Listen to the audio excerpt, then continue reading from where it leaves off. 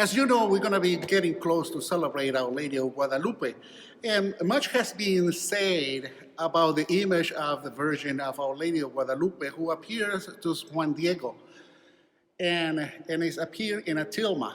And as much people has been investigated how the apparition was made in the tilma represents for us like a kind of codex, CODEX. And what does it mean? That is an implication of what it was at that time to communicate God to the people at that time in Mexico, especially to the Indian, Mexican, American. So at the time of her apparition, people didn't have writing skill at that time as we know now.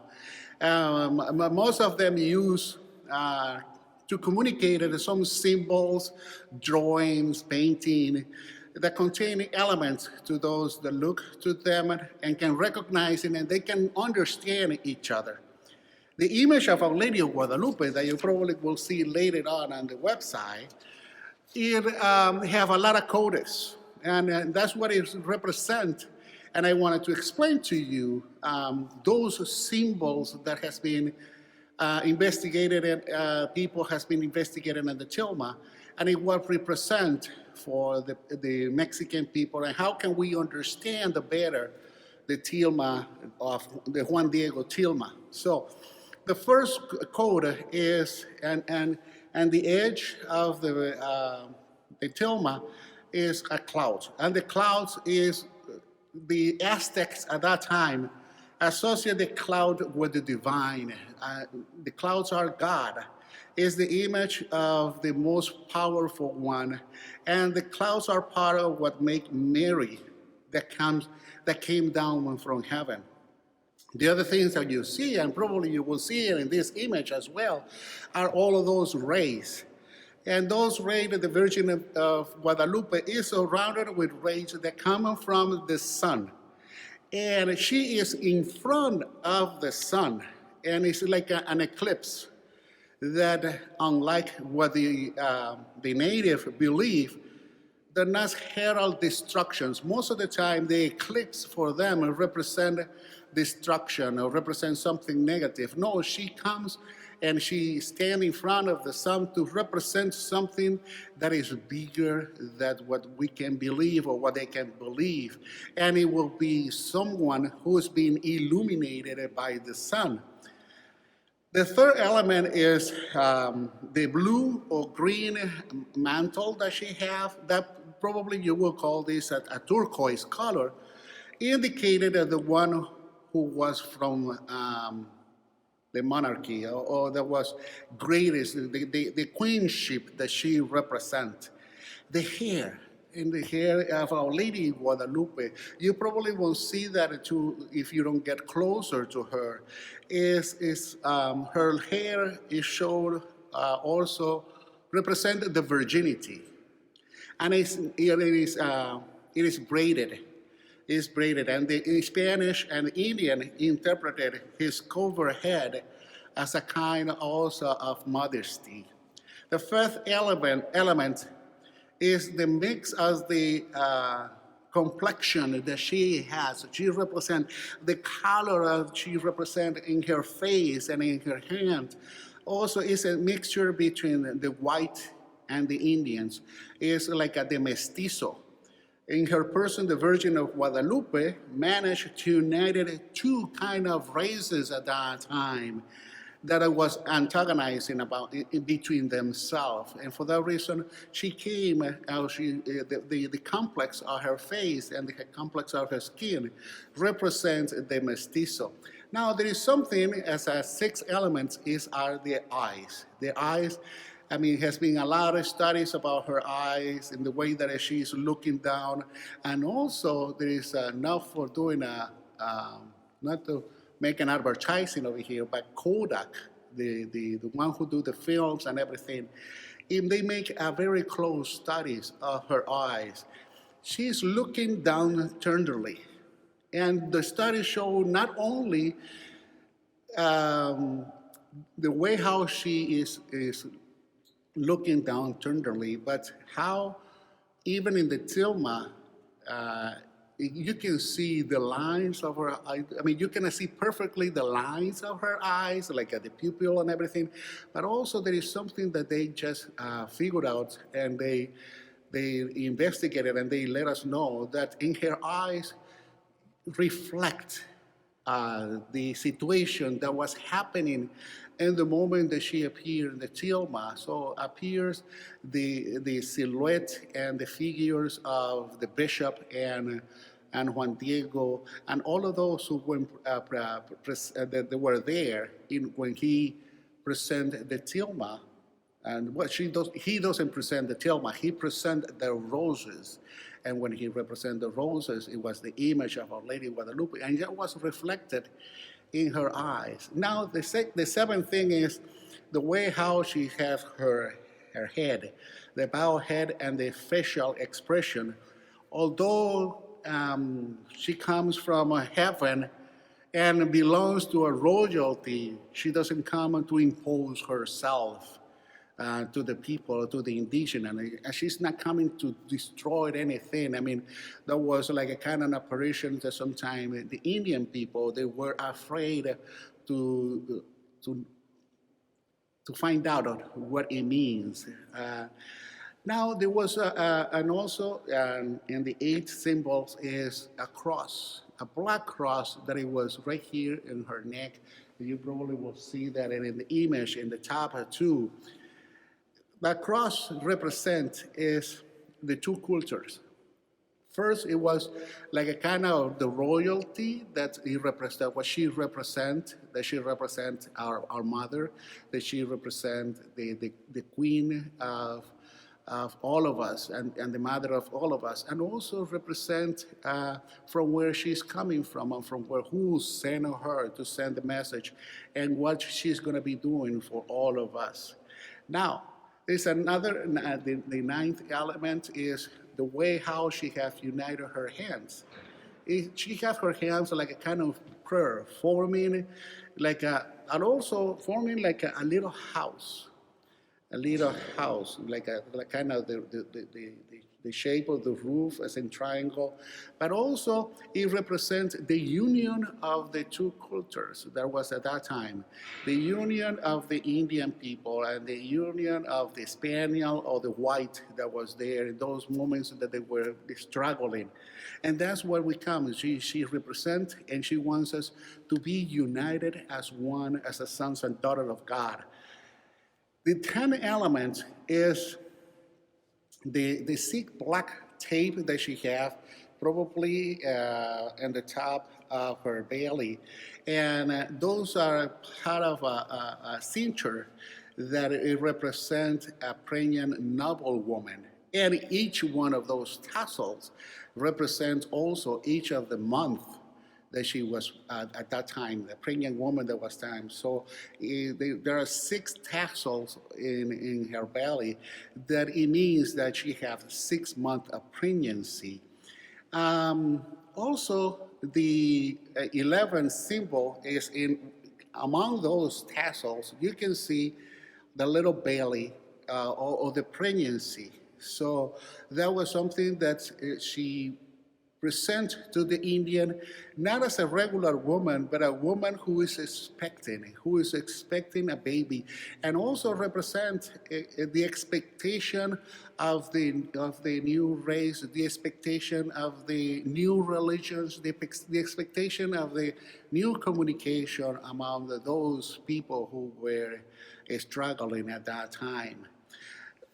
In another element, the 12th element is if you pay attention to the way how her dress looked like, you probably will see that she have like a kind of one of her knees is being bending to the front, and one of what the knee bending in her front in the front it represent is is all the Indians at that time what they did, how in the way how they celebrate God is with music and dancing. So that knee bending a little bit in front, it also represents how she was coming to integrate it, all those elements of the indigenous and the people who were struggling with. So in a way, she's standing and represents who she was, but she also was giving honor of that those dancing that the indigenous was given in order to celebrate God. The 13th element is the mantle that cover her and that goes over her head. And at that time, according with the astrology, they say that all those stars, it formed the constellation that was at that moment of the apparition of the Virgin Mary. Now, the pink tunic, actually, the mantle was green, and the tunic that she was wearing was pink. And by its color, it represents not just a woman. It's not the color of the woman. Some people will say that it's pink. Some people will say that it's rose.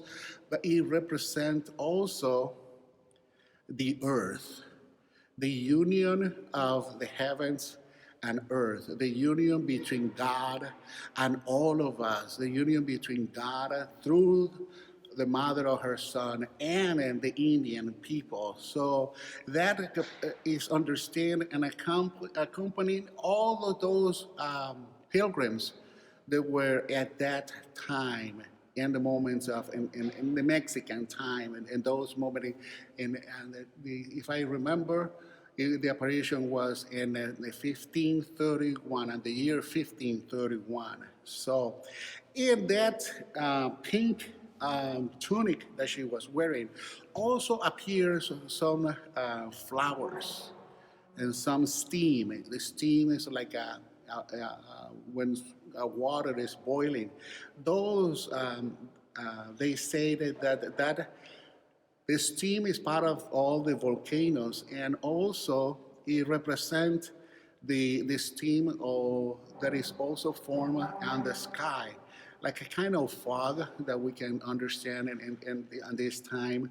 But it also it represents the steam that comes from the rivers, from the lake. So it represents also life.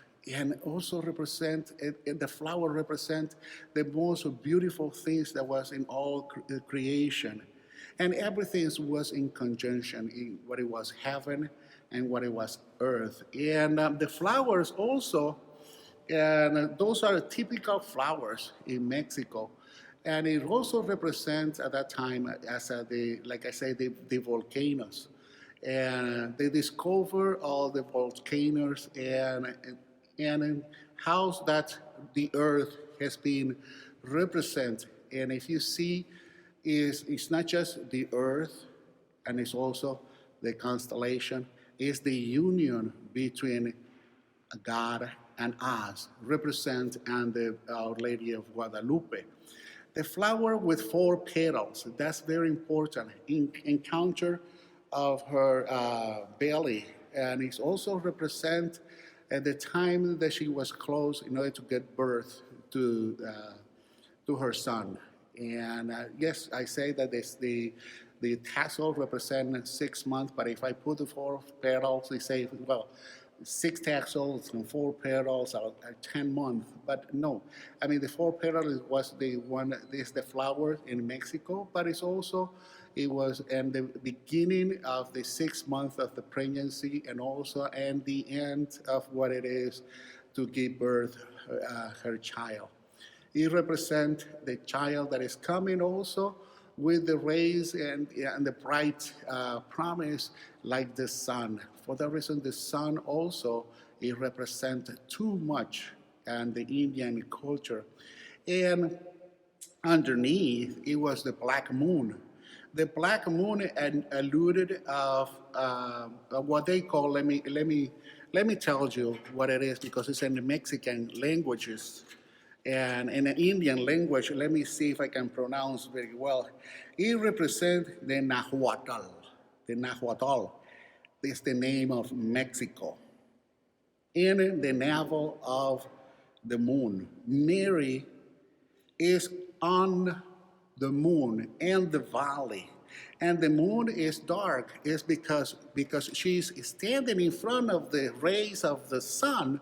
So it represents also the eclipse of the moon that is surrounding her and is surrounded, and the bright rays of the sun then make dark the moon. It's not because it was uh, superstitious or something like that. And now, the angel that is in the bottom, the angel is it represent what many of the Mexican and Indians say. It represents Juan Diego, but also it represents all the Indians in that time. It represents the child and it represents the old man, all the old men at that time. And it's also that it's strong and it's very wise. It's also the messenger of the Virgin Mary, and the messenger that it was also that is represented in not just in the angels, but it will be represented in Juan Diego, who is going to bring the good news of the apparition of Our Lady of Guadalupe, not only to the bishop at that time, but also to the Indians and also to the whole people in Mexico and in the America.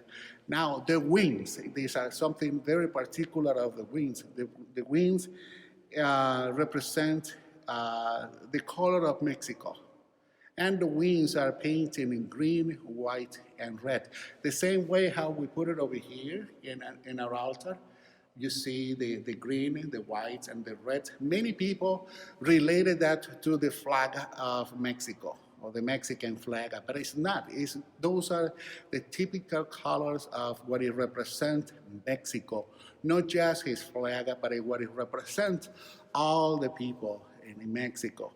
And in the end is the hands of the angel, is the hands of the angels that is taking or holding the mantle and holding also the tunic, and it's expressed the communication between the Indian, the heaven, earth, and God. So that's what I can tell you. That's what as much I know about the apparition of Our Lady Guadalupe. That it was. This is it's not the first apparition of the Our Lady Guadalupe. The history also told us that it was an apparition also in Spain. But this is one of those apparitions of the Virgin Mary that was very well recognized, has been very well studied, and it means the greatest communication between God and the Mexican people and the people who were struggling with the Indian in Mexico. So I hope with this you can understand why the Mexicans celebrated so devoutly Our Lady Guadalupe, and how it represents, and it represents also for John Paul II to name Guadalupe the Queen of the America. Now, if you see this altar that we have over here, we make a little bit of the brownish that is over here. It represents like the heel, because she appeared in the Tepeyac hill. And we're trying with the flowers to represent those roses that it was given to Juan Diego. And the tradition to celebrate Guadalupe among the Mexican, as you see on TV and you see in prior years, is with music, dancing, and giving her the roses that she gave us to us for manifest the message between God and us and the people at that time in Mexico. It's not just the roses, the beautiful roses that was, they never believed that they will find the roses on the hill because of the cold weather, but also the miracle that she came to stay with us in that tilma of Juan Diego. So thank you for watching us. May God bless you, and let us continue celebrating the Imperatrice of the America. Even myself, that I'm a Venezuelan, I'm very devout of Our Lady Guadalupe, and since I'm being ordained as a priest, I call myself Guadalupano. because that's though the Guadalupano is that person who believe, celebrate, and venerate, and pray, and do everything for the apparition of Our Lady of Guadalupe. May God bless you and see you in the next time.